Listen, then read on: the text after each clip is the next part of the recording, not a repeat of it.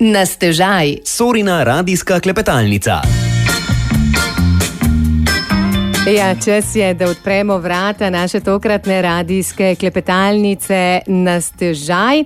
Danes je naš gost, Kofeločan Rok Šarič, pravnik, ki je svoje znanje nabiral doma in po svetu, ter prostovoljec, ki svoj čas posveča številnim projektom v dobrobit domače lokalne skupnosti. O prostovoljstvu, ki se mu je zapisal v otroških letih, pravu, ki je njegov poklic, spodbujanju mladih, da so aktivni občani in državljani, pa tudi prostem času, če ga seveda uspe kaj ujeti, bomo z Rokom Šaričem klepetali v nadaljevanju. Rok, dober dan, dobrodošel v naši družbi. Kako si? Živijo, dobro jutro, najlepša ti hvala za vabilo, sem super, upam, da si tudi ti super. Ja, super je o taki fajn družbi, vedno znova. Midva sva se dogovorila, da se bova tikala, ne nazadnje se poznava že kar nekaj časa, pa sva že kar večkrat delile takole mikrofon, ampak danes si bova pa res vzela čas za to, da pogledava malce na tvoje življenje in na tvoje delo. Prostovoljstvu si zapisan pravzaprav že od malih nog. 5 let si bil star, ko si zajadral v taborniške vrste. Kaj te je pa peljalo med tabornike takrat?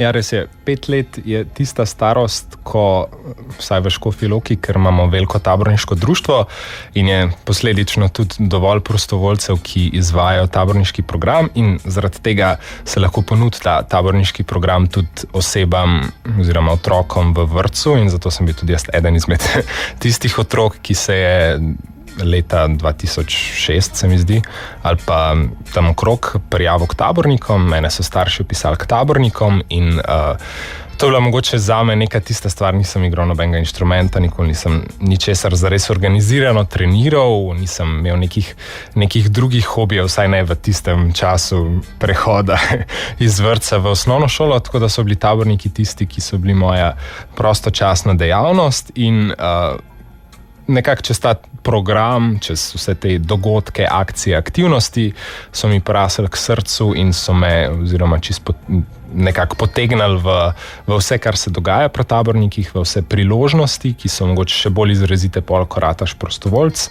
In se mi zdi, da to pol, ko nekako si udeležen v tem programu in prideš nekje do konca osnovne šole, ko postaneš prostovoljc, da je to neka logična odločitev, neko logično nadaljevanje tvojega taborniškega udejstvovanja, če temu tako rečem, da postaneš prostovoljc, da si najdeš neke aktivnosti, ki te zanimajo znotraj tega dežnika zadev, ki jih lahko pri tabornikih delaš, in za vsakega se nekaj najde in tudi zame se je. Ja, taborništvo je mnogo več, ne, kot tisto, kar marsikdo pomisli na prvo žogo, ne. Preživetje v naravi, šotori, druženje, ne vem, odgovoren odnos do okolja, ne. Taborništvo ima precej večjo moč, precej več vsebine, ne? Ja.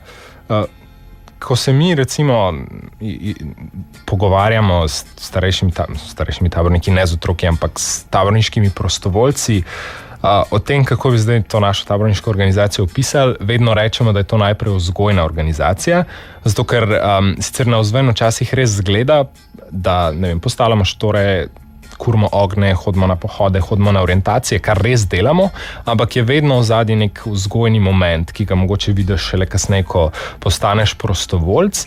In ta vzgojni moment se mi zdi, da je zelo pomemben sploh recimo v današnjem svetu za otroke, ki so zdaj vzpostavljeni, ne vem, in internetu in vsem ostalim stvarem, ki se pač v globaliziranem svetu dogajajo.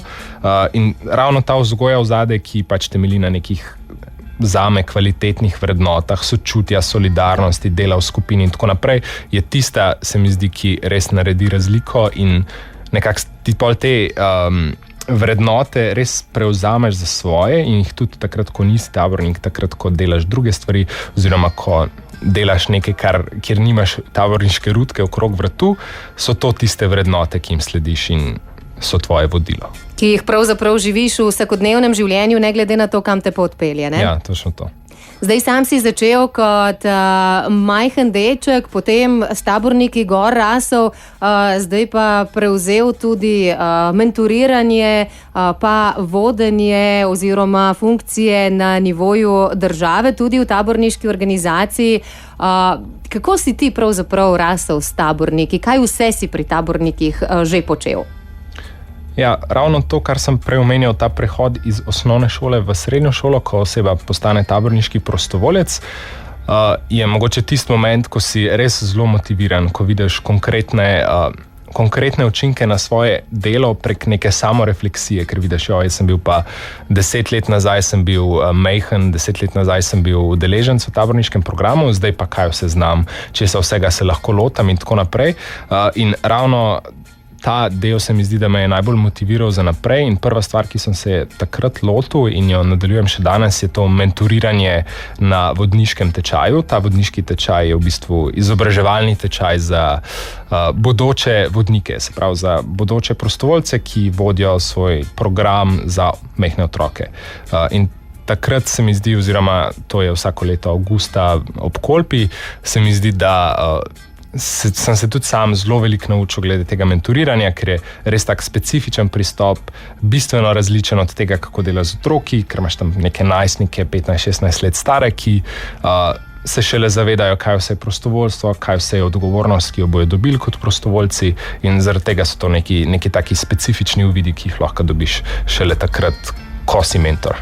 Ja, zdaj biti dober mentor je kar izziv in odgovornost, ker kot vemo, otroci, mladi pravzaprav opazujejo in posnemajo dejanja, besede včasih spolzijo mimo. Kakšen izziv tebi predstavlja biti dober mentor tako tabornikom, kot mentor v bistvu bodočih mentorjev, ki jih pripravljaš na to, da stopijo na samostojno pot? Ja. Točno to, kar si omenila, se mi zdi, da je zdaj moja skupina otrok pri tabornikih je trenutno v 7. razredu osnovne šole, kar pomeni, da niso več najmlajši udeleženci taborniškega programa, niso tudi še čisto prostovoljci, ampak so nekje vmes in se mi zdi, da se ravno v tej starosti začne kazati tista razlika, ko gledam kakšne slike, ko so bili oni majhni in sem tako, ko so bili majhni, kaj so vse takrat delali, kaj smo vse takrat skupaj delali, zdaj so pa že razmišljajo o srednji šoli, o naslednjih korakih in tako naprej in je tak zanimiv, kar postavite v neko perspektivo, sploh zato, ker smo že 7-8 let skupaj s to skupino, ne z vsemi, ampak z večino pa in je res zanimivo videti ta različen prerez občutkov in aktivnosti in kako pač tudi oseba, ki jo vodiš, odrašča. Zdaj pri tabornikih spremljaš otroke pravzaprav od malih nog pa potem do mladostniških let. Ti pa si kot prostovoljec delal tudi v mladinskem centru Blok. Kako drugače pa je biti mentor takrat, ko pa se moraš z nekom dolu sest, pa recimo naštudirati nekaj za šolo, morda postaviti temelje za življenje na drugačen način? Ja, to, kar bom zdaj povedal, ni referenca na konkretno mladinski center Blok, ampak na splošno. Se mi zdi, da mogoče to malo tako, kako bi rekel, egoistično rečeno, ampak se mi zdi, da včasih res vidiš razliko, ko delaš izven tabornikov s taborniki ali pa z osebami z izkušnjami iz podobnih gibanj, pa ko ne delaš z njimi, oziroma ko delaš z osebami, ki nimajo takih izkušenj in se mi zdi, da je takrat, recimo, ko sem jaz prišel na faks in sem bil soočen s prvo skupinsko predstavitvijo ali pa kaj, je bila res razlika v tem, kako smo mi delali na faksu ali pa nismo delali na faksu in tem, kako bi se mi lotili neke skupne projektne naloge pri tabornikih. Zelo drugačen način razmišljanja, drugačen način občutka odgovornosti in tako naprej, samoiniciativnosti in angažiranosti. Kar se pa tiče mladinskega centra Blok, ja, to je bilo eno moje izmed prvih teh udejstvovanj zunaj tabornikov. In je bilo super, res. Nejc je super, mislim, da Nejc Novak še vedno vodi ta mladinski center Blok in je res pač svojo angažiranostjo poskrbel, da so vsi, ki so prišli tja, zelo veliko odnesli. Jaz konkretno sem bil tam za izvajanje inštrukcij. Je bilo pa zelo veliko nekih drugih aktivnosti in še zdaj so in to me res veseli.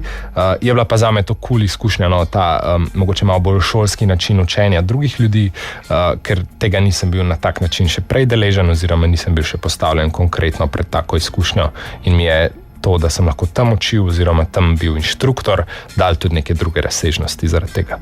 In če sva že pri drugih razsežnostih, bova o njih rekla kakšno še o nadaljevanju, tudi o glasbi, tudi o MEPI projektih in še kakšni zgodbi, ki polni Rokovo življenje. Ostanite v naši družbi. Sorina radijska klepetalnica Na stežaj. Rok Šarić je z nami pred mikrofonom. O njegovem življenju in delu govorimo in pečatu, ki ga pušča v domači Škofji Loki. Prej sva ostala pri inštrukcijah, za katere praviš, da so bile en tak prvi večji prostovoljski projekt izven taborniškega okolja, pa greva zdajle morda na Škofjeloško gimnazijo. Škofjeloški gimnazijec si bil in tudi tam si se lotil enega takega velikega projekta, tudi izven taborniških vod. Koncerta ste se lotili s sošolci, s prijatelji. Kako pa se je začela ta zgodba? Ne? Za mlade lahko rečeva kar ambiciozen projekt. Ja, bil sem na gimnaziji Škofja Loka in zdaj, ko približno zaključujem svoj študij, res vidim, da mi je gimnazija Škofja Loka specifično dala res veliko nekih priložnosti, veščin in itak tudi znanja, kar mi je super prav prišlo in če bi se še enkrat odločil, absolutno bi šel še enkrat na gimnazijo Škofja Loka. Verjetno bi si tudi iste obšolske dejavnosti izbral in predvsem upal, da me imajo isti profesori, ki so me imeli v srednji šoli, ker imam res lepe spomine. Kljub temu, da nismo imeli maturantskega plesa zaradi epidemije, ampak ne glede na to, res lepi spomini, res lepa izkušnja, res kvalitetna izkušnja in sem zelo vesel in tudi ponosen na to, da sem bil na gimnaziji Škofja Loka. No in res to, kar si omenila, ta koncert, to je bila ideja moje sošolke Tajde Kopač. In to je bila res tako čist spontana ideja. Mislim, da sva, ne vem, neki so se pogovarjala in sva videla mislim, da je bil Dnevnik ali pa Delo, nek časopis, videla nek članek o neki družini, ki je v stiski, neka zgodba je bila v zadnji, ne spomnim se točno več kaj, ampak sem jo sposlal, sem bil tako, da je, ne vem, zmišljam, si donirala ali pa, ne vem, nekaj naredila, ne vem, o čem točno je tekla debata, ampak Tajda je pa to izjemno resno vzela in je bila ona tista, ki je bila res brca veriti vsem, ki smo sodelovali in je v bistvu rekla, dajmo organizirati koncert za to, dajmo nekaj narediti. In sva šla v bistvu do šolske psihologinje, svetovalne delavke Saše Bogataj Soljanović, ki je bila itak takoj navdušena na to idejo, naj jo je v vseh pogledih in smislih podprla in bila tudi najna podpora oziroma vez s to družino, ki je bila v tem članku oziroma z neko organizacijo, ki je že skrbela za to družino. In smo v bistvu njih kontaktirali in nekako se pol dogovorili, da v bistvu imajo oni že nek koncert že bo oziroma neka akcija za njih že bo in da smo v bistvu pol svojo idejo malo prilagodili na to, da zdaj najdemo mi neko družino tukaj v Škofji Loki, ki bi ji pač pomagali oziroma naredili nek koncert. In smo se v bistvu z Škofjeloškim Rdečim križem, mislim, da je bila takrat gospa Fani Mikš, ki nam je pomagala to identificirati, smo v bistvu se odločili oziroma dobili družino in za njo naredili koncert. Koncert je bil v bistvu sestavljen iz točk vseh gimnazijcev, ki pač se ukvarjajo z vsemi mogočimi instrumenti in v pevskem zboru in improliga in vse. V glavnem, to je bil res tak gimnazijski koncert. Bil je pa tako lih pred koncem šolskega leta, tako da je bil že malo poletni, malo je bil predstavitev gimnazijskih talentov in smo potem 2 leti zapored ga izvedeli z 2 različni družini. Potem nas je pa že preomenjena epidemija malo pregnala. Ampak kljub temu, to je bila res taka lepa izkušnja in lepa izkušnja pa prav po zaslugi gimnazije Škofja Loka, ker res ni bilo nobenega vprašanja, tega pa ne bi, to pa nam je malo odveč, ampak je bilo takoj. Saša je bila za, vsi ostali so bili za, ravnatelj je bil za, namenjali so sredstva za pogostitev, bili so komunikacijska podpora, promocijska podpora, vse, res. Se mi zdi, da to je tudi zdaj, ko, ne vem, mogoče v fakultetnem življenju se s kakšno stvarjo ukvarjam, je ta občutek, da je nekaj malo preveč to, kaj se zdaj to greša, ne? Na gimnaziji pa ne, res. To tako je šlo skozi in zaradi tega je bila pol tudi 2-krat polna predavalnica na gimnaziji in zaradi tega je bil tudi 2-krat zelo uspešen koncert. Morda še ena osnovnošolska, srednješolska zgodba, ne, projekt MEPI. Pred dobrim tednom, če se ne motim, smo te spremljali v vlogi moderatorja na podelitvi zlatih MEPI priznanj, ko si pripravil MEPI-jevcem tudi intervju s predsednico Republike Natašo Pirc-Musar. Tudi sam si zlati MEPI-jevec. Kaj pa ti je dala ta izkušnja, ne? Mednarodnega priznanja za mlade, mednarodnega sodelovanja, izmenjav?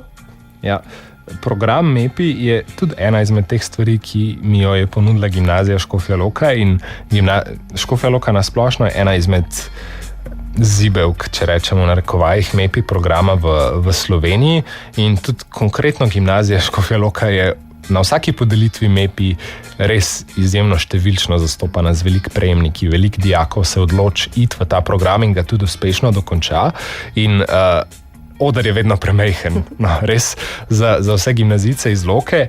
To, kar so prej govorili, te inštrukcije v bloku, v mladinskem centru Blok so bile ena izmed teh en izmed teh delov programa MEPI, ker v bistvu program MEPI, mednarodno priznanje za mlade, je zasnovan v 3 stopnjah in na vsaki stopnji se oseba, ki pač se odloči sodelovati v tem programu, nameni del svojega časa različnim področjem. Eno področje so veščine, drugo področje so prostovoljstvo, tretje področje so šport in pa ima zraven še neke druge aktivnosti, ampak recimo, da se osredotoča na ta 3 področja. No. In v bistvu ta program MEPI ti da prek nekih srečanj, mentorstva na gimnaziji, neke veščine, postavljanja ciljev, organizacije, planiranja in te v bistvu ustvari neko tako podporno okolje, da se mlada oseba začne ukvarjati s prostovoljstvom, se pravi, daje neki skupnosti, športom, daje neki sebi in veščinam razvija neke svoje znanja. Zmišljujem si, veščina bi lahko bila, ne vem, jaz bi se rad naučil štrikati in si postavim cilj, znam naštrikati rokavice do decembra in to naredim.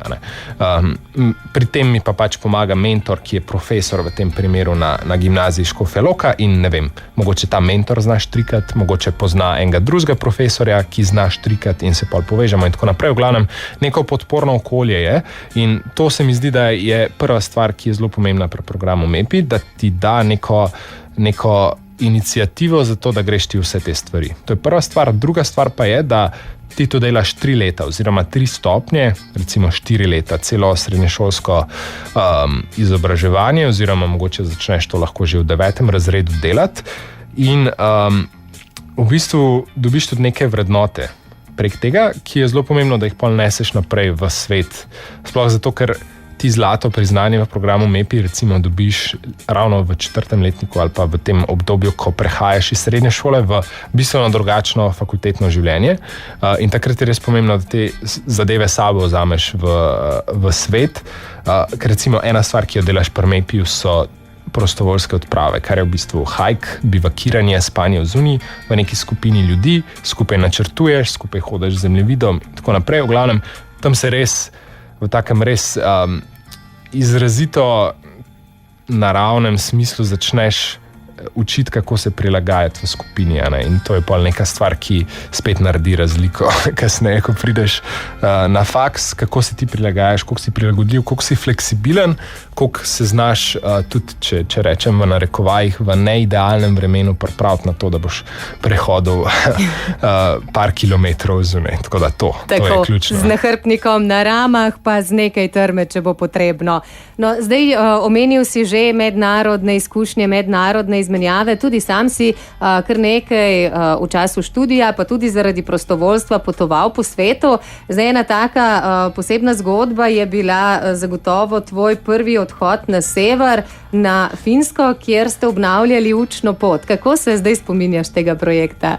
še vedno smo s temi ljudmi z Finske, se pravi, in z udeleženci tega projekta Erasmus oziroma ni bil Erasmus, bila je Evropska solidarnostna enota, in z udeleženci in z organizatorji, se pravi s to lokalno organizacijo smo na vezi, si pošiljamo slikce, na vsake toliko časa ta gospa Rina, ki je bila naša začasna mati tam gor, napiše, kje smo, kaj delamo in tako naprej. Tako da imam zelo lepe spomine na to. Se mi zdi, da po tem projektu smo šli mi mladi, ki smo bili tam gor, vsak malo po svoje, druge stvari delamo kot takrat.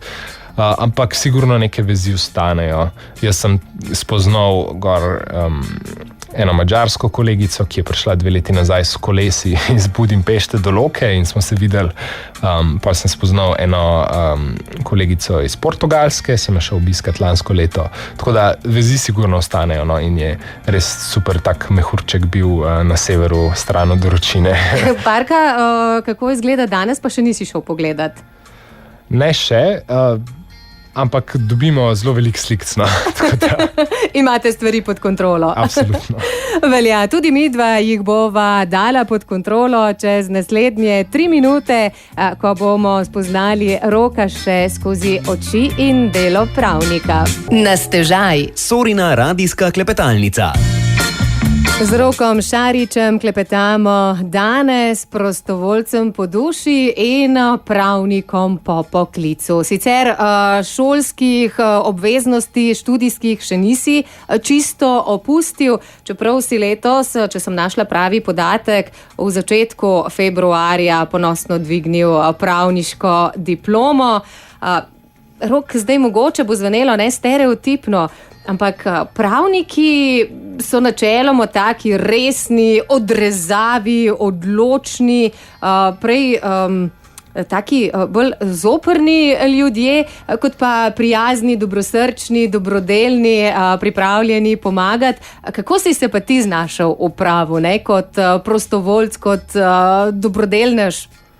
Najprej moram reči, da zdaj, ko sem diplomiral oziroma ko sem bil 4-5 let na faksu, vidim, da pač določeni stereotipi držijo. Ne vsi, določeni pa. In ko sem v srednji šoli, nisem zares imel najprej prava pred očmi in tega študija, ampak mogoče bolj izrazito družboslovne smeri ali pa mogoče kakšen jezik ali pa kombinacija obojega. Pol mi je pa živo se spomnim in Saša z gimnazije, Bogataj Soljanovič in zdajšnja ravnateljica Ana Prevc Megušar sta mi obedve tako rekli, Rok, ja, itak napravno pejda. In sem pa začel mogoče malo bolj resno o tem razmišljati. In pol mi je bilo kulno. Študij mi je bil zanimiv, naučiš se ogromno in tudi slovenska oziroma ljubljanska pravna fakulteta je zelo kvalitetna, tako da ko greš recimo na kakšno mednarodno zadevo, ko se srečaš s tem študenti iz drugih držav, vidiš, da smo zelo kvalitetni in da se zelo veliko naučimo in predvsem tudi zelo veliko priložnosti poleg študija je. Sicer moraš biti samo iniciativen zelo, moraš biti angažiran, moraš sam najti priložnosti, se sam znati izpostaviti in sam znati malo se izbrusati in tako, ampak priložnosti pa res veliko. No. Tako da, če mogoče se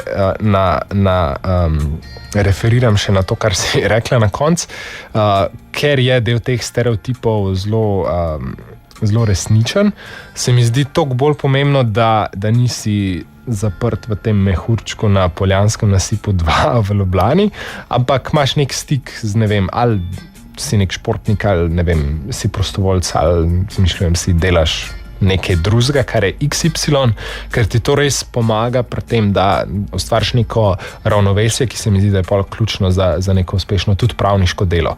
In to, kar si rekla, zoprnost, resnost in tako naprej, so ene stvari, ki jih dobiš deloma tudi študijem, ampak recimo meni to pol kdaj koristi pri, ne vem, menedžeriranju skupine ljudi in tem, da sem odločen vodja ali karkoli.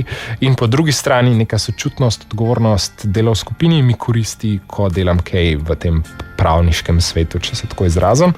Tako da se mi zdi, da če najdeš neko ravnovesje, je super. No. Kaj to ravnovesje je, kaj je ta druga stran drugega študenta prava, je pa na vsaki osebi posebej, da pač najde. Zdaj sam si znanje nabiral tudi z izmenjavo v tujini na Portugalskem, ne? Potem delovno prakso si opravljal v Strasbourgu. Kje se pravzaprav vidiš v teh pravniških vodah? Tudi tukaj, ne, kolikor mi je uspelo odkriti, te zanima mednarodno pravo, človekove pravice, ne, področje, ki ti je pravzaprav blizu že od malih nog. Ja. V Lizboni na Portugalskem sem bil na študijski izmenjavi in ravno tam sem prišel tudi mogoče zelo izrazito v stik s tem, kar sem prej omenil, da je naša fakulteta super. Ni najboljša na svetu, ne govorim tega, ampak je pa zelo kvalitetna, vsaj v smislu teh mogoče tudi mehkih veščin, vsaj glede na te konkretne obštudijske obveznosti oziroma aktivnosti, ki sem si jih izbral sam, in mi je to zelo prav prišlo tudi v tujini, in tudi glede znanja oziroma mogoče glede te, ko bi temu rekel, delovne etike oziroma discipline, ker pri nas na faksu ni malo dela, ni zabušavanja. Zelo hitro vidiš posledice tega, če se ne vzameš v roke in organiziraš. Tako da se mi zdi, da pol vedno pridemo s to mentaliteto v neko drugo okolje in smo tam presenečeni, pa sej to pa ni tako strogo, pa sej ne komplicirajo, ker smo pač navajeni nekaj mogoče malo bolj discipliniranega pristopa, in pol, ko pridemo v drugo okolje, nas preseneti, da ni vedno tako. No. Tako da to. V Strasbourgu sem bil pa na pripravništvu, tam sem se mogoče malo bolj z diplomacijo ukvarjal kot konkretno s pravom, sicer znotraj te diplomacije je bil tudi nek tak malo bolj pravniški del, ampak nasplošno pa diplomacija, mednarodni odnosi, in to mi sigurno dali tudi neko širino, mogoče malo izven tega pravniškega vidika na druga družboslovna področja. Kar se pa tiče zanimanja, pa absolutno mi je zaenkrat najbolj blizu mogoče bolj ustavno, mednarodno pravo človekovih pravic in mogoče malo manj to biznis pravo, če tako rečem, gospodarsko, civilno in vse ostalo zraven. Se pravi, pravo, ki pravzaprav vpliva na naša življenja in tudi na podlagi tega, ne, verjetno tvoja pobuda, da spodbujaš mlade, da se bolj aktivno vključijo v delo lokalnih skupnosti, ne nazadnje tudi na nivoju države, ker pravzaprav tisto, kar bodo mladi zdaj poskušali ustvariti in postaviti, bodo lahko kasneje tudi živeli. Ne. Zakaj je pomembno, da mladi sodelujejo aktivno pri ustvarjanju svoje prihodnosti? Zato, ker se mi zdi, da mladi, trdno verjamem v to, da nisem to, da ustvarjaš svojo prihodnost, ampak da pač ustvarjaš zdaj, sedanjost, in da ne gre samo za to, da bomo mi mladi kot neka stereotipna, neotipljiva celota v prihodnosti pač bili na vodilnih položajih, ker itak bomo, ker smo mlajši in čas teče naprej, ampak ključno se mi pa zdi tudi to, da se zdaj zavedamo, da smo že zdaj del družbe in da že zdaj imamo neke svoje potrebe in da že zdaj lahko zelo veliko doprinesemo k tej mogoče medgeneracijskem sožitju ali pa solidarnosti ali pa učenju, kakorkoli temu rečemo, ker imamo neke svoje vidike. Ne govorim zdaj, da je to neka exceptional stvar za mlade, ampak da je to nekaj, kar lahko doprinese tej širši družbi. Ne bi bilo smiselno, da bi zdaj govoril, da pač se vse mora osredotočati na mlade, pa kaj mladi hočejo, pa kaj česa mladi ne marajo, pa ono pa tretje, ampak samo da se prepozna ta vidik. Recimo, če se navežem na kakšno zelo konkretno izkušnjo, zelo velikrat se nam je akciji Škrat za en dan, pa jo zdaj delamo že 7. leto, zgodilo ravno to, da se nekdo z nami pogovarja ali pa želi nekdo komentirati čisto dobro namerno, v smislu, saj ste mladi, se verjetno nimate tega pogruntanga, pa mi to že 7. leto z isto osebo postavljamo sisteme, organizacijo, stvari so pogruntane, ampak je vedno ta neki vidik, pa saj ste mladi, jaz vam bom zdaj povedal, čeprav ta oseba mogoče ni delala nikoli dobrodelne akcije ali pa celo projekta. Tako da to je nek tak vidik, ki se mi zdi pomembno izpostaviti, da mladi nismo nosilci prihodnosti, ampak da smo v sedanjosti zdaj tukaj in da smo lahko slišani jasno v nekem sožitju in sodelovanju z ostalimi generacijami, ki lahko tudi zelo veliko doprinesejo nam vsem. Če morda bolj za šalo, kot za res rečeva, ne, da se vas upošteva, pa posluša tudi sicer, ne samo takrat, ko nam kaj od sodobne tehnologije crkne, pa pravimo, bojo pa tam lat rešili. Ja, točno to. Zdaj sem bil par tednov nazaj v Grčiji na nekem taborniškem izobraževalnem dogodku in smo se ravno o tem pogovarjali, kakšni so te sociološki pogledi za tem, ko naprimer prideš v neko firmo študent in mu reče, sej on bo pa socialna omrežja, se to zna, ne? Tako da, ja, to je to.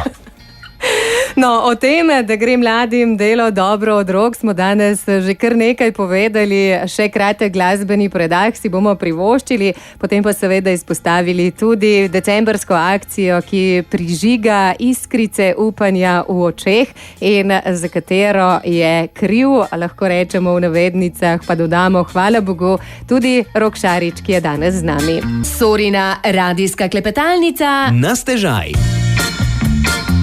Rok Šarič ostaja z nami v naši radijski klepetalnici, pravnik, prostovoljec in eden od glavnih organizatorjev in pobudnikov krasne decembrske akcije Škrat za en dan. Že 7. leto teče tale akcija, ki je padla na zelo plodna tla, lahko rečeva, če se pa zdaj le spomniva njenih začetkov. Kaj te je pravzaprav gnalo, da ste s prijatelji postavili na noge tole dobrodelno akcijo? To ni bilo kaj, ampak kdo v bistvu, ker to je bila Saša Košenina, to je tabornica, bivša starešina našega taborniškega društva v Škofji Loki, ki je v bistvu prišla s to idejo na enega izmed teh naših letnih sestankov, načrtovanj taborniškega leta in tako naprej, da se pač organizira neko zbiranje daril za v tistem času, oziroma prvo leto je bil to Rdeči križ v Škofji Loki in je bila v bistvu prva izdaja oziroma prva različica te akcije je bila tako interna za tabornike, ki so pač želeli kupiti darilo in smo zbrali, 20-25 daril in jih je v bistvu pa Saša nesla na Rdeči križ. To je bila prvi korak v tej organizaciji, pa smo pa nekako kot logično nadaljevanje tega videli to, da se pač razširi zadeva, da se vzpostavi neka organizacija tudi za vse ostale v Škofji Loki, ker se mi zdi, da je Škofja Loka izrazito tako res, ko se začuti neka ta skupnost oziroma ko se začuti nek tak skupen namen, da se ljudje res odzovejo in to smo videli že v 100 različnih kontekstih in v tem, da se vsako leto prireja dobrodelni koncert strani različnih društev in Lions in Rotary in tako naprej in da imamo neke bolj ad hoc akcije za Matica in za vse ostale, kar smo imeli. Se mi zdi, da je res tako okolje, kjer take stvari super uspejo. In take srčne zgodbe seveda naletijo na plodna tla in tudi na željo po sodelovanju. Ne? V letošnjem letu je akcija presegla meje Škofje Loke do Kranja, pa tudi na primorski konec. Kaj pa vam pomeni to, ne? Da pravzaprav akcija odmeva in raste? Ja, lani je v bistvu se zgodilo to, da smo začeli mogoče malo bolj organizirano zadevo promovirati kot tudi taborniško akcijo, ne samo v lokalnem okolju, ampak smo vabili na različne načine tudi vsa ostala taborniška društva po Sloveniji. No, in to vabilo je bilo poslano tudi Veroniki v Izolo, to je tabornica iz Izole, in lani so, donirali oziroma uspeli zbrati ful daril, tako so zagrabili, so rekli, bomo mi to sami organizirali, bojo starši prenesli levo, desno, ful odziva, zbrali so, 20, 24 ali pa 30 neki tazga daril in so jih pa tudi pripeljali v Loko, no, in to se mi zdelo tako res carsko lani videti in zato smo letos tudi razmišljali v tej smeri, da bi mogoče malo bolj organizirano naslovili to, da so oni, sposobni, pač, da tam obstaja nek potencial za to, da se zbira darila oziroma obstaja neka želja, obstaja nek odziv in smo se v bistvu odločili, da Veronika oziroma taborniško društvo iz Izole nekako bolj organizirano povabimo in so zdaj v ekipi in jim tudi pomagamo s promocijo, oni nam s promocijo in tako naprej. In podobno smo to razširili tudi v Kranj, ker smo mogoče zaradi tudi geografske bližine malo bolj povezani tudi s kranjskimi taborniki in so tudi člani ekipe iz prejšnjih let, zdaj kranjski taborniki in tako naprej, in smo še nekako tja mogoče malo bolj organizirano razširili zadevo. Tako da, to je super popotnica za naprej, se mi zdi. Gre za eno tako lepo zgodbo, ki prinaša veselje, ki prinaša upanje, po drugi strani ne terja veliko usklajevanja, veliko dela vas, članov ekipe. Kakšen pa je tisti občutek na koncu, ne, ko vendarle veste, da ste praznike za kakšen dan, za kakšno uro polepšali tistim, ki ste jih razveselili z darili? Jaz mislim, da te občutke, ki si jih zdaj opisala, zelo, zelo dobro povzame to, kar nam vedno gospod Milan Mur z Škofjeloške Karitas nam vedno res lepe zahvale napiše in te zahvale so res, res nam veliko pomenijo. In se mi zdi, da na koncu itak je to taka stvar, ki sploh, če si del ekipe, recimo jaz, ko sem del ekipe in vsi ostali, ki so del ekipe, je včasih to zelo težko otipljivo, ker ta darila zbereš in potem jih ne razdeliš ti sam, ker je bilo tega preveč, ampak pač to gre prek teh organizacij, naprimer imajo organizirano svoje obdarovanje svojega dedka Mraza, kakorkoli, in so mogoče te konkretni učinki malenkost oddaljeni od tebe, ampak pa pridejo zelo hitro nazaj do tebe prek takih zahval, kot sem jih prej omenil. Se pravi, šele takrat se mi zdi, da se res, res dobro začneš zavedati učinka in to te pa motivira tudi za to, da razmišljaš, kako zadeve še izboljšati oziroma v katerih dimenzijah jih povečati ali pa razširiti. In ti imaš kar nekaj, lahko rečeva, že takšnih priznanj zapisanih, naj si bo v svojem srcu, pa ne nazadnje tudi na domači steni. Postal si prostovoljec leta 2020, če se ne motim, ne? Priznanje, ki ti ga je podelila domača občina. Kakšno mesto ima danes v tvojem srcu? V srcu ima zelo pomembno mesto, tudi na polici ima zelo pomembno mesto. In super se mi zdi, da se ta zadeva nadaljuje, da je zdaj razen Paravinja, ki to fura skupaj Škofjeloko v okviru zavoda da te stvari pelje naprej in da bo tudi letos, mislim, je razpis oziroma mislim, da so že zaključili s prijavami oziroma, z nominacijami teh najprostovoljcev in bo tudi neka podelitev in tako naprej. Tako da se mi zdi super, da ta stvar obstaja ravno zaradi tega, da se prepoznava in ideje, in akcije, in posameznike, in skupine, kakorkoli, da se jim da neko prepoznavo. Pa ne zaradi tega, ker jaz sem prepričan, da vsi sposobni prostovoljci, vsi prostovoljci, ki to delajo z zavedanjem, ne delajo tega zaradi konkretno nekega priznanja ali pa neke nagrade ali pa nekega naziva, kakorkoli. Je pa to sigurno neka popotnica za naprej, nek občutek prepoznave v družbi ali pa v neki skupnosti. In to tudi jaz vidim, recimo, ko delam zdaj konkretno pri Škratu, pri tej akciji Škrat za en dan, ko recimo delam z, 10 ljudmi in pač sem jaz tisti, ki, reče, ti boš naredil to, ti boš naredila to, do takrat levo, desno. In včasih so to pač neke stvari, ki so zelo pomembne za celotno zgodbo, ampak so mogoče malo bolj duhamorne ali pa mogoče bolj administrativne ali pa tehnične. Naprimer, v naši ekipi pač je ena oseba zadolžena za spletno stran in to pomeni, da je pač 500,000 nekih logotipov in tekstov in to spremen, tam manjka vejca in tako naprej. In to so pač sigurno neke duhamorne stvari lahko, a ne? Ampak to zavedanje, da s tem bistveno prispevaš k celoti, se pa pol vzpostavlja ravno s takimi momenti priznanja prispevka in zaradi tega se mi zdi to zelo pomembno. Zdaj pa še eno pomembno vprašanje. Ob vsem tvojem delu, ob vseh akcijah, pa jih niti nisva uspela vseh danes spraviti v tole urico. A ima tvoj dan 24 ur, a imaš še kakšno skrito v žepu? Ja, včasih bi manjkala kakšna ura in to se mi zdi, da kaže zdaj v decembru, ker nisem prazničen december, ampak je tudi natrpan z vsemi stvarmi. In je včasih res težko to ravnovesje ujeti. Res težko in ti tudi ne uspe vedno. Včasih bi si želel, da namesto da cel dan nekaj delaš, da pač si popoldne frej in ne delaš ničesar ali pa greš, na sprehod, bereš nekaj, kar ni povezano z ničemer. Tako da moraš si res zavestno to organizirati tako, da ni vedno samo delo, ker to ni produktivno, mislim, ni niti zdravo. Tako da včasih je to izziv, sigurno. In si moraš, ne vem, kaj je odgovor na to. Tudi zame je včasih to izzivno.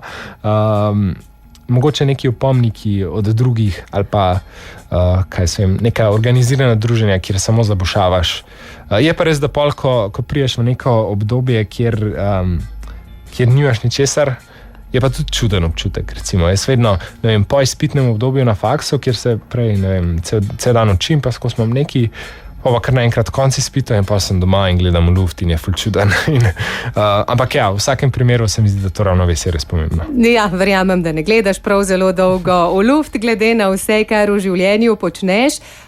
Zdaj jaz bom rekla, hvala lepa ti za današnji obisk, ker ura pravi, da sva za danes povedala dovolj, ampak nama je ostalo še kar nekaj tem tudi za naslednjič. Uspešno pri zaključevanju magisterija, uspešno pri vseh projektih, s katerimi boš še naprej puščal sled o domačih krajih in seveda prav kmalu nasvidenje spet v našem studiu. Najlepša hvala za vabilo.